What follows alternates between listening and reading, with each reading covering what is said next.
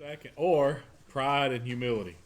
So this chapter kind of hits on those, and so we've got David, who's the young, and we've also got Jonathan, who's Saul's son, who's young, but we've got the restless, who is Saul. Saul is just restless. He, as we learned earlier on, Saul had this spirit come on him from God that just caused him to be just restless, tormented, depressed, angry, and it gets on him here in chapter 18 today, and he really shows it out pretty heavily. But like I said, this is a good lesson in that it very much applies to us, and I think it's something that is very common. I know it's very common. I deal with it. I deal with the things that are in this chapter today.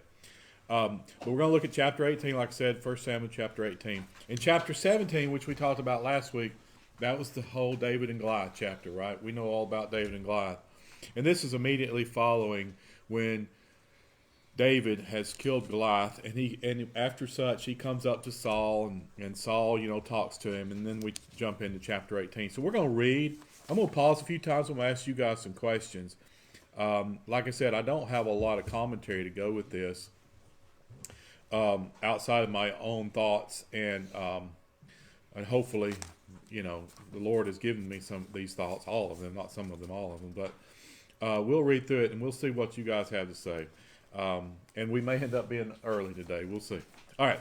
So 1 Samuel chapter 18, verse 1, it says, "And it came to pass, when he had made an end of speaking unto Saul," this is David, "that the soul of Jonathan," that's Saul's son, "was knit with the soul of David. And Jonathan loved him as his own soul." Now I can tell you that these next verses right here sometimes get used in a wrong way.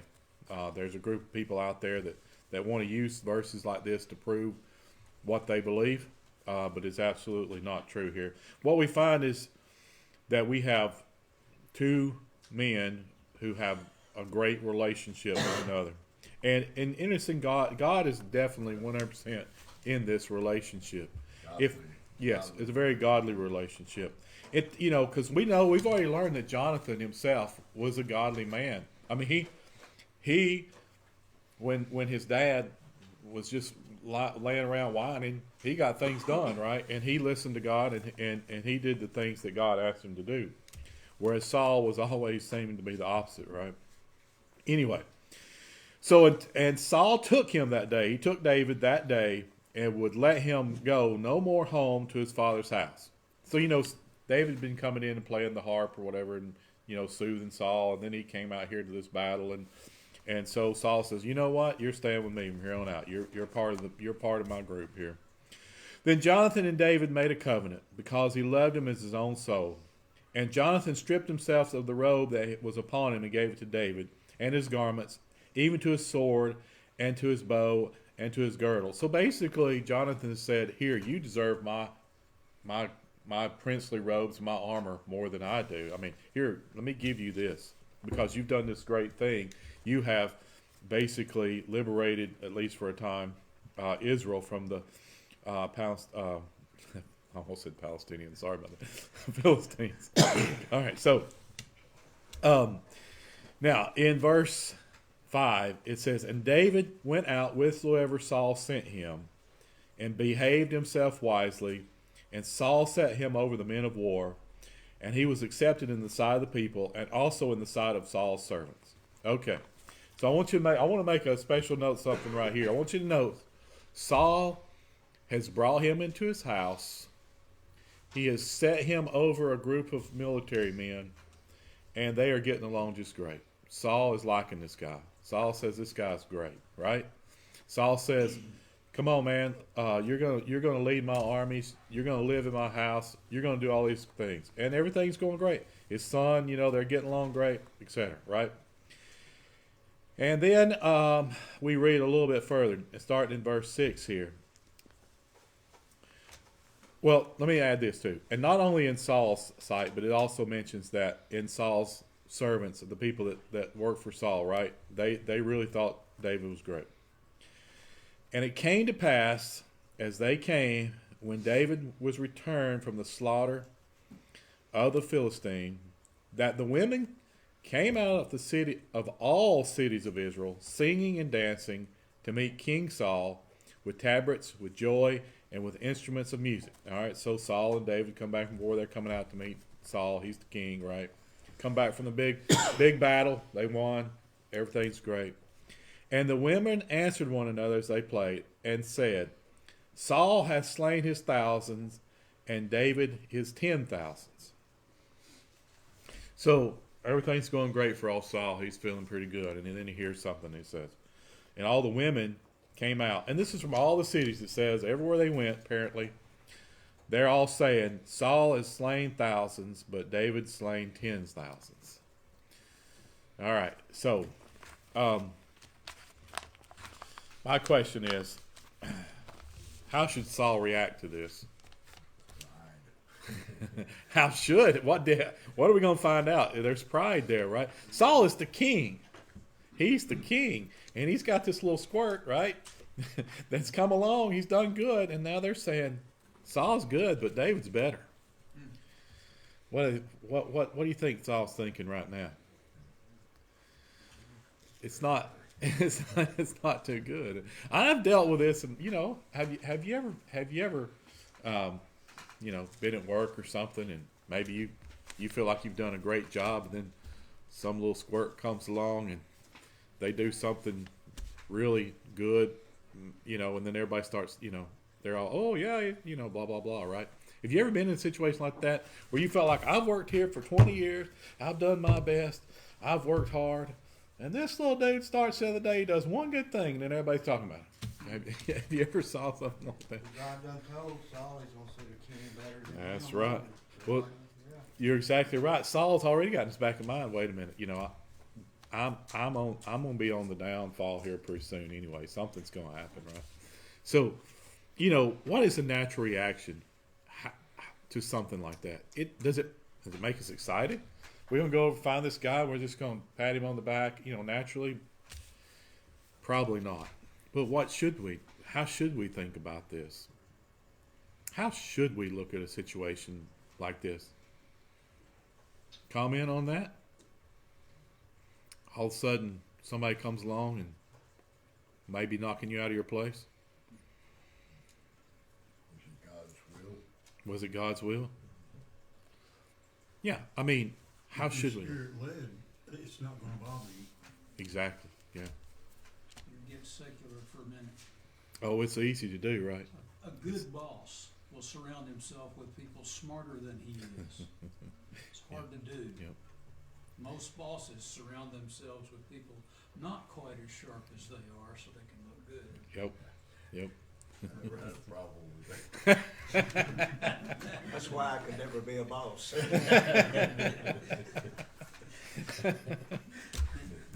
Yeah.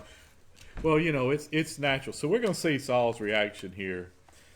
It says in verse 8, and Saul was very wroth, and the saying displeased, wroth, angry, right? And the saying displeased him. And he said, they have ascribed unto David 10,000s, and to me they have ascribed but thousands. And what more could he have but the kingdom? He said it to himself right there. And I think that's the key point right there. That very moment is when Saul begins to lose it, sure enough. Because he's already, just like you said, he's already been told that God is going to take the kingdom from him because of his actions, because of disobeying God. God is going to take the kingdom away from him. And it's when it clicks right there that, wait a minute, David's the man. He realizes David is the one. I really believe, maybe not 100%, but I believe he realizes right then that David is the one that's going to take the kingdom from him. But he didn't. But David's not going to take it, is he?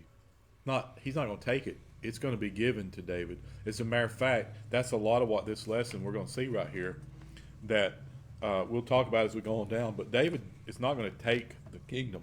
And I'll tell you what, as we read through from here on out, I really believe that if you'll pay attention to David's actions, you'll learn something from that. Because David here has already, I'm not sure if David really realized, and you'll see with the things he says shortly in these verses. I don't think David really realized what happened when Samuel came out there and picked him out from his brothers and all that. I don't know, but just from reading, I don't feel like he fully realizes what's happening. And so Saul's very angry, right? But they're talking good about Saul. They're not putting him down. They're just talking better about David, right? All right, and Saul, verse 9, and Saul eyed David from that day and forward. So he realized he's got his eye on David. He's like, this little twerp is going to take my place. I know it. And guess what happens to Saul here? It just festers. We're going to see that. It festers. Have we ever had that kind of issue where we just let something fester and get worse and worse instead of dealing with it? Who do we need to deal with it? First of all, with God. We need to talk to ourselves a little bit here, but we need to talk to God. We need to reach out to God and go, I know you got this. I know you got this. I've kind of dealt with some of that myself lately, honestly. In my job, there's some things just kind of I thought should have went differently, or it's just strange. And I think God works in mysterious ways for sure. I know He does. And I think that's what made me, knowing that is what's helped me realize that God is in what He is in my life.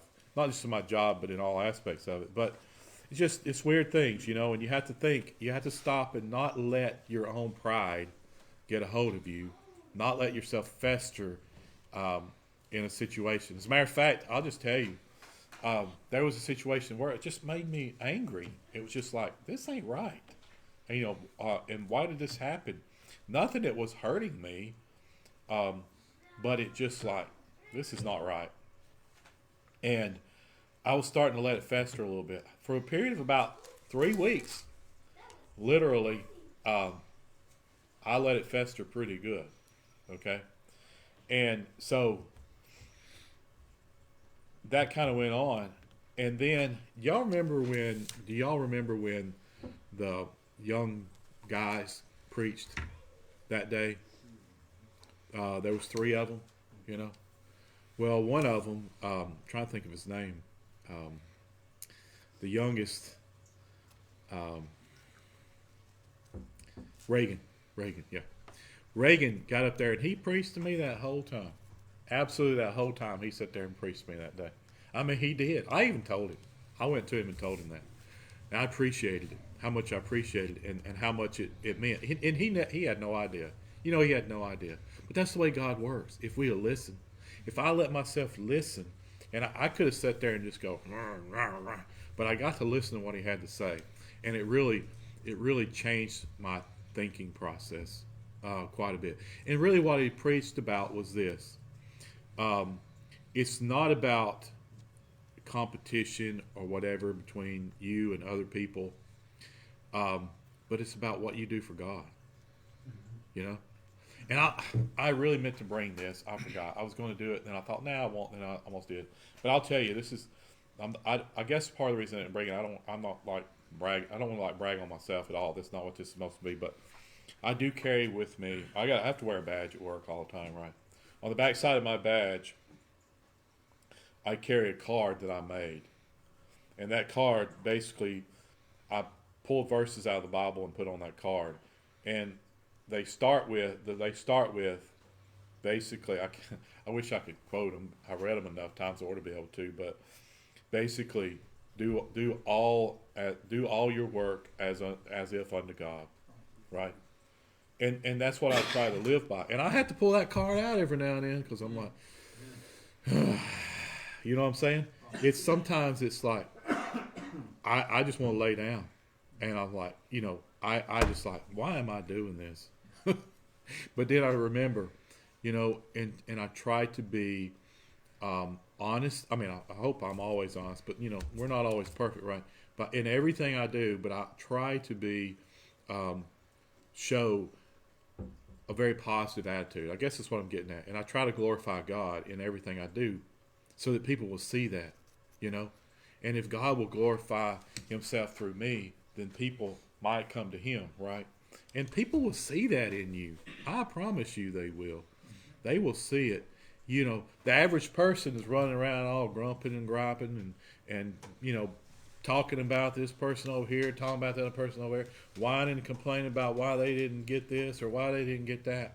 But you notice those people that don't do that. You notice those people that try to keep that positive attitude. And I struggle, boy. I struggle sometimes with that positive attitude. But I take that card and I remind myself, first of all, do everything as if unto God. That's like the first verse. And then the other verses are related about work and glorifying God. And then finally at the end, the verses I put in there are about reaching other people, you know. So that's what it's all about. Glorify God, do these things so that you might reach other people, right? And so I got that thing, and like I said, I had to pull it out sometimes way too often. And that's just me, you know. So I kind of got off track a little bit here, but, you know, these kind of things can happen to us. If we will just let ourselves be owned, I'll say owned, we are His, owned by God, it sure makes life a whole lot easier to get through these situations. I promise you that. We're going to see. Watch Saul through this chapter and watch him through the rest of Samuel as it talks about the way he acts, and watch David and the way David acts and see who's happier. All right, here we go. Verse 10. And it came to pass on the morrow that the evil spirit from God came upon Saul, and he prophesied in the midst of his house. In other words, he was running around yelling and screaming, I think. I tried to check that because I'm like, he prophesied. You know, most of the time we see prophesying meaning, you know, sort of kind of like preaching or maybe future telling and things like that. I believe, because I really was curious, this is one of the few things I had time to look at. I really believe it basically said he was running around yelling and screaming. That's what it meant. But I don't know. It says, and he prophesied in the midst of the house. And David played with his hand, as at other times, and there was a javelin in Saul's hand. So David's over here playing his harp, just as Saul wanted to soothe him. But Saul's already gone. I think he's passed. He's gone too far. And Saul cast the javelin, for he said, I will smite David even to the wall with it. In other words, I'm going to pin him to the wall with this spear here. And David avoided out of his presence twice. So I tell you, he's done it twice here. Apparently he threw it at him, must have jerked it out of the wall and threw it at him again. I don't know. It could have been that this is a period of time. As a matter of fact, chapter 18 likely takes place over a couple of years, very possibly over a year maybe, a pretty good period of time. But at some point, he has thrown this javelin at David, and David's still hanging around. I don't know. I might have just said, I'm out of here. But again, it goes back to this. David knows something is special about him. Whether he understood that he was going to be the king or what, don't know, but he knows something special. He's not a quitter, even though he tried to kill him. I don't know if that'd be enough for me, but he's not a quitter. Okay? So, and Saul was afraid, this is 12, and Saul was afraid of David because the Lord was with him, and he was departed from Saul. So we know, sure enough, Saul has finally, figured it out. David's probably the guy. I know I'm not going to be king. And he was afraid of him. He's now let fear take over. What could have happened? This is what I want to ask you guys here. What could have happened? How could Saul have handled this differently? I'm going to ask y'all.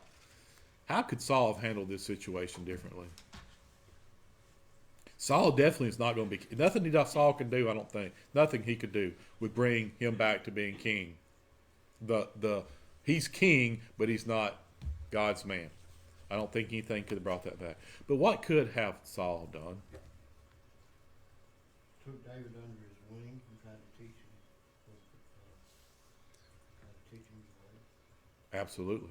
Could have prayed for David, because Jesus said to pray for your enemies, and if he perceived David to be an enemy, he could have prayed for him. Absolutely. Humbled himself. Could have humbled himself. Yeah. These are perfect answers. He could have taken David under his wing. He could have prayed for David. He could have mentored David. And Saul could have humbled himself and allowed God's will to take place. So, here's the thing. Instead of being jealous and angry, because I mean, you think about Saul wanted his son he wanted to be king, but he also wanted his son to be king after him, and he knew this legacy is going to be lost. So he's kind of got a double whammy here. But you know what? He knew he couldn't be king forever. But instead of listening to what God said, he's going to try to hang on to it. He's going to do what he wants to do. He's going to be king, and he's going to get rid of this little squirt that's going to take his throne. So he tries to kill him, and you'll see it's not the first and second or third time. Eventually he's going to try to kill him a few times. But instead, I believe without a doubt that God would have still blessed Saul. He might not have let him be king because he disobeyed him. Okay, but he would have blessed him if he would only taken David and mentored him, took him and taught him the ways of, how to be a king, how to do these things. He, from here on out, only did things to try to get rid of David. Okay? Saul could have had probably a long life full of luxury as the king, happiness as being with God, right? We're going to find out he's nothing but anger, and it just eats him alive. It's worse than cancer in a way, because you know how cancer eats at your body. This eats at his soul. So, all right. Let's see. Where did we get to? 13? Which one? 13. Thank you. Then Saul removed him from. Just seeing if y'all's paying attention. Therefore, Saul removed him from him. He said, "Get out here," and made him his captain over 1,000. And he went out and came in before the people. So in other words, Saul says, "Okay, you go out here, you go run the army," and so David did that. He went and he came as a military man. He went out into battle and he came home. And he went out in battle and he came home. All right. And David behaved himself wisely in all his ways, and the Lord was with him. Wherefore, when Saul saw that he had behaved himself very wisely, he was afraid of him. I think that's common. We see people that seem to be smart and wise at what they're doing. Yeah. If we're a jealous type person. Yep. So, but all Israel and Judah loved David, because he went out and came in before them. But the people, because David behaved wisely, and I believe this word wisely is wisely before God, not necessarily, we read about different things about wisdom, but this is really wisdom before God. He behaved very wisely in a way that would please God, and therefore he appeared, God gave him earthly wisdom, humanly wisdom, right? So, Saul was afraid of him. All right. Now, what do y'all think then? It's a pretty simple, quick answer here. Why was God with David and not Saul? David obeyed the word of God and Saul did not. Plain and simple, easy answer right there. David obeyed God, the word of God. David obeyed God. Saul did not. Simple as that. And it's the same for us. We can live our lives going against God or going with God. Mm-hmm. And it's like when Jesus told Paul, he said to Paul, "It's hard for thee to kick against the pricks." And that you can go into what that is about. I've had it explained to me. I didn't know what it was when I first, but a long time ago. But anyway, it's hard to go against God. It's hard. It's hard. Now, it's not necessarily always the easiest life as a Christian, because Satan's going to get after us, right? He's going to get after us. He's going to give us thoughts, and he's going to give us, or not necessarily give us thoughts, but he's going to cause us things. He's going to give temptations. He's going to cause things, and it's not always easy. It seems like when you're a Christian, people want to attack you a lot of times, like just talk bad about you. I don't know. But anyway, so verse 17. And Saul said to David, "Behold, my daughter Merab however you pronounce it, Merib, her will I give thee to wife. Only be thou valiant for me, and fight the Lord's battles. For Saul said, let not mine hand be upon him, but let the hand of the Philistines be upon him. So Saul says, all right, I'm not going to be the one that kills him. I'm just going to send him out there in battle and get him killed. He says, so I'll tell you what, you can have my daughter for your wife if you'll go out here and fight in these battles. Well, guess what? David said unto Saul, who am I, and what is my life, or my father's family in Israel, that I should be son-in-law to the king? So here's David. He's already had all these women singing about him. People all over it. This is not just like one little town. People all over Israel, Judah, they're all singing about David. They're saying great things. The people like him. But what's David's attitude here? He says, who am I? I'm just a farmer's kid. He was the youngest too. It was tradition back then that the eldest was kind of the one that got everything, right? He was he's the youngest of what? Well, there was 7. Was there 7 or 8? I forget. Anyway, a bunch of them. And he's just a farmer's son. He says, how can I marry the king's daughter? Even through all this he's been through, he's become famous, yet he's remained humble. He's obtained that humility. Okay? All right, verse 19. Oh, yeah, we might not get out here early. Sorry about that. But it came to pass at the time when Merib Saul's daughter should have been given to David, that she was given unto Adriel the Metholite to wife. I also kind of wondered here, she might not have been necessarily the most attractive girl. But I don't know. But here we go. And Michal, Saul's daughter, loved David. This is verse 20. And they told Saul, and the thing pleased him. She must have been the pretty one. Anyway, and Saul said, I will give him her, that she may be a snare to him. Okay? So in other words, here we go again. He says, I'm going to give you my daughter. All right? It says, and that the hand of the Philistines may be against him. Wherefore Saul said to David, thou shalt this day be my son-in-law, the one of the twain. All right. So basically he said, all right, I'm going to do this again. I think she likes him. I think he likes her. All right, so now I can get him to go out and do all this stuff, and maybe I can get him killed. I don't know. I don't see how you get to that much evil, that much anger, but he just let it fester, right? All right, in verse 22, and Saul commanded his servants, saying, commune with David secretly, and say, behold, the king hath delight in thee, and all his servants love thee. Now therefore be the king's son-in-law. In other words, he's got his people to say, oh, the king loves you, man. You know that javelin throwing? He was just playing around. So, I don't know. But he says, come be his son-in-law.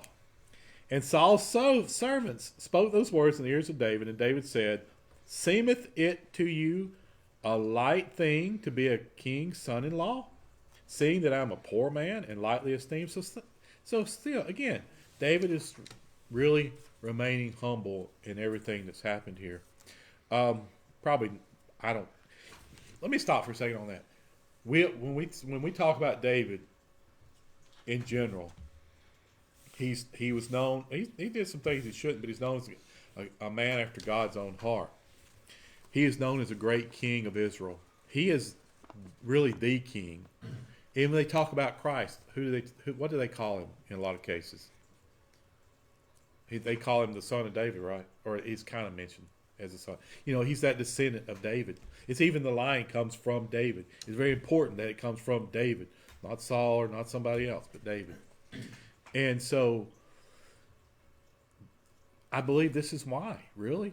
It's that David was considered such a great man, and God considered him so important, was the fact that he didn't let it go to his head.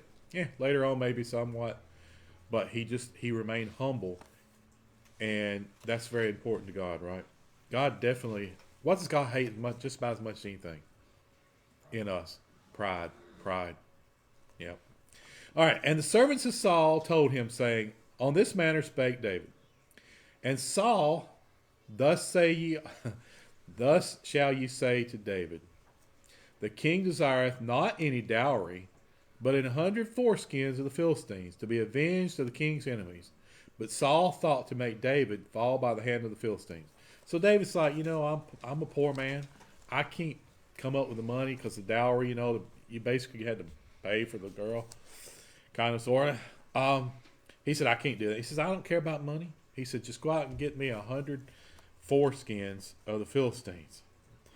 And, of course, he's thinking, what's he thinking the whole time? Right. He goes out here and tries to do this. What's going to happen to him?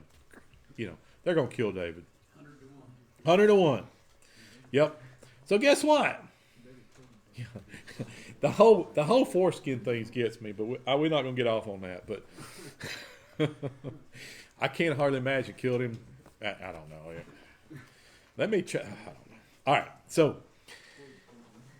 David thought, but Saul thought to make David fall by the hands of the Philistines. All right, verse 26, because I'm getting a little scattered here.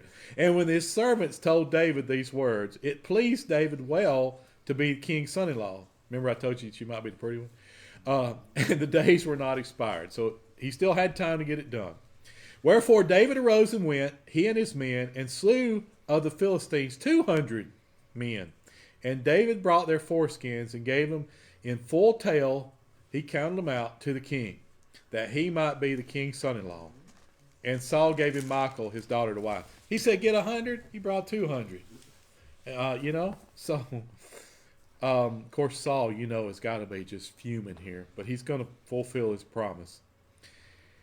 And Saul saw and knew that the Lord was with David, and that Michal, Saul's daughter, loved him. And Saul was yet the more afraid of David. And Saul became David's enemy continually. So not only was he already angry at him, but every time he tried to, do something to get David killed, David prevailed. No doubt God's hands on David. And this is confirmation of what we talked about earlier. The light bulb finally went off at some point with Saul, but here he's got that confirmation. And so from here it says, and Saul became David's enemy continually. And we got a little more to read, but as you go forward, learning about this more and more about this relationship between Saul and David is a very complicated relationship. It almost seems like one day they're buddies and the next day they're pure enemies, but Saul is never really David's buddy, right? But it's a very strange, it's hard to imagine. I wish I could see back into time just to see what it was like for them, because it's strange. I don't know. Anyway, so Saul has now got more and more and more fear, all because of his jealousy and of his pride. He wants to be the king. He wants his son to be the king. Guess what? David's going to be the king, and he knows it. Okay? All right. Let's see. In verse 30, and then we'll talk about it a little more. Then the princes of the Philistines went forth, and it came to pass, after they went forth, that David behaved himself more wisely than all the servants of Saul, so that his name was much set by. In other words, all right, over time, David becomes known as a very wise person, a very intelligent person. David did things the right way. He did them with humility and with honor, and God has blessed him. Saul just let himself be ate up with hatred and jealousy and anger. And he ends up living, and you'll see this, a most miserable, miserable life. Why? He spends probably another 15 to 20 years from this point.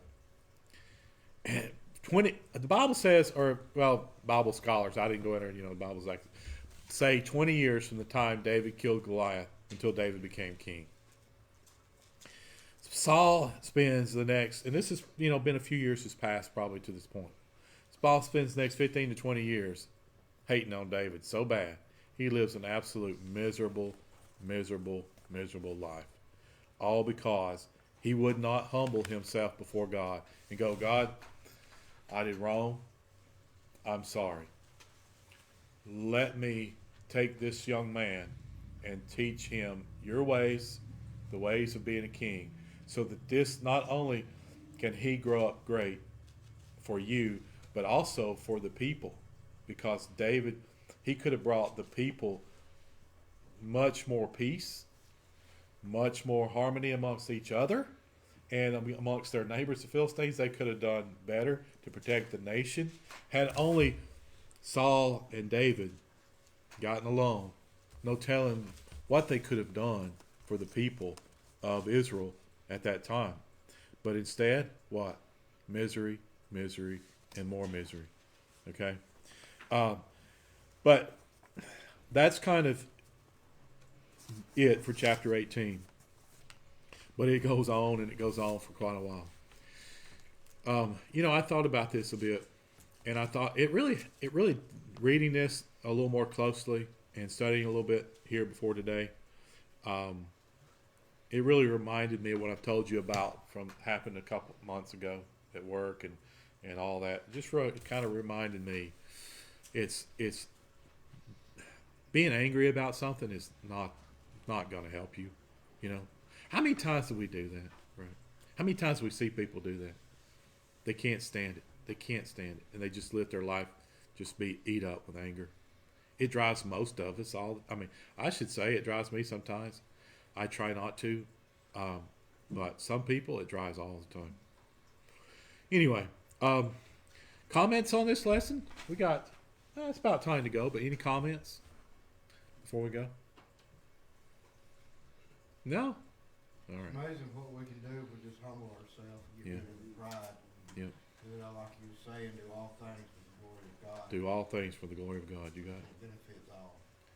Anger issues. Yeah. What good does staying angry all the time do to you? None. It just makes you worse. I know. Definitely don't hurt the person you're angry at. No. Who does it hurt when you're angry at somebody? Yeah. It might frustrate them. It might give them a little bit of trouble, but who's it hurt? Yeah. Exactly. All right. But that's it anyway. So we'll pray and then we'll go on. Thank you, Lord, so much for the lessons that you give us just somewhere in the middle of the Bible. It's 1 Samuel chapter 18. It might seem like some random something, Lord, but there's always good in your word. It's always something to teach us, and I thank you for that. Help us to remember these, Lord, how that anger is no good for us, and Lord, help us to overcome it. Help us not to let us, just help us. Send us that preacher, send us that word, send us that lesson that'll help us to overcome those times in our life when we're going through these things. And Lord, I thank you for that. I thank you for everything you do, Lord. Help us to live for you. Help us to be humble before you and to see things the way you would have them to see us, not as a competition or as something that we have to, do better or be better about. But Lord, help us to be humble and understand, Lord, that everything is for you if we let it. That our lives will be better, and that we can be closer to you. And I thank you for everything, Lord. For it's Jesus' name that I pray. Amen.